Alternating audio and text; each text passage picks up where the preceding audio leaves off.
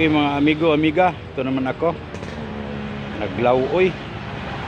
Ito may isda, haluan ko ng saluyot konti, kamutitap konti, saka mag ihaw ako.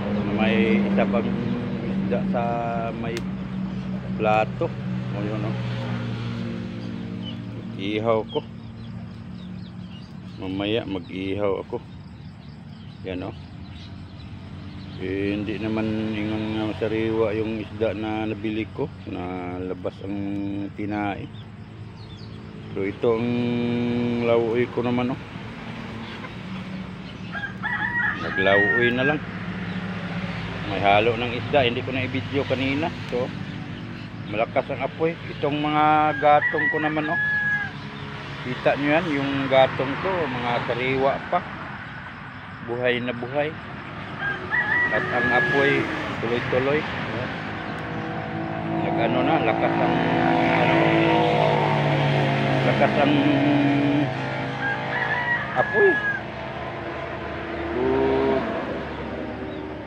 ganito lang, napakasimple.